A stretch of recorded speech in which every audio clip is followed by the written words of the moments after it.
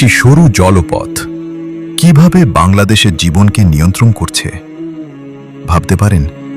বাংলাদেশের একজন সাধারণ মানুষ যে প্রতিদিন বাসে করে অফিসে যায়, হঠাৎ একদিন দেখে ভাড়া বেড়ে গেছে, বিদ্যুৎ বিল বাড়ছে, বাজারে সবকিছুর দাম বাড়ছে, কিন্তু সে জানেই না এর পেছনে আছে হাজার হাজার কিলোমিটার দূরের একটি জলপথ।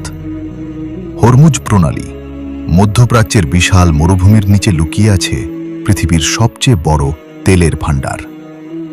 সৌদি আরব, ইরান, ইরাক, কুয়েত এই দেশগুলো প্রতিদিন কোটি কোটি ব্যারেল তেল উত্তোলন করে, কিন্তু সেই তেল পৌঁছায় কিভাবে পৃথিবীর অন্য দেশে?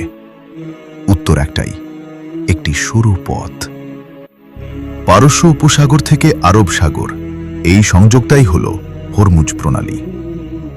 এটা এতটাই গুরুত্বপূর্ণ যে বিশ্বের প্রায় 20% তেল এই একটি মাত্র পথ দিয়েই যায়।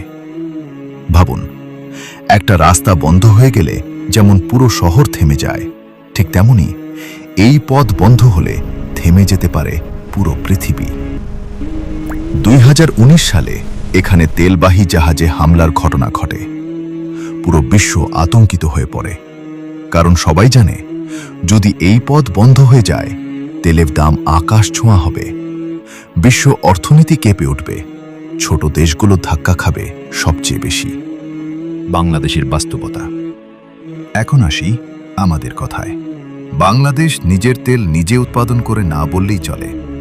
আমাদের বেশিরভাগ জ্বালানি আসে আমদানি করে, আর সেই তেলের বড় অংশই আসে হরমুজ প্রণালী পার হয়ে।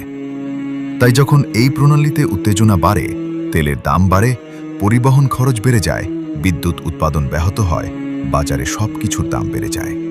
একজন রিক্সা চালক, একজন চাকরিজীবী, একজন দোকানদার, তারা বুঝতেই পারে না কেন তাদের জীবন হঠাৎ কঠিন হয়ে যাচ্ছে, কিন্তু এর পেছনে কাজ করছে একটি দূরের সংকট। একজন জাহাজের ক্যাপ্টেন বলেছিলেন, হরমুজ প্রণালী পার হওয়া মানে শুধু সমুদ্র পার হওয়া না, এটা যেন এক ধরনের মানসিক যুদ্ধ। চারদিকে যুদ্ধজাহাজ, টেনশন, নজরদারি, আর সামান্য ভুল মানেই বিপদ।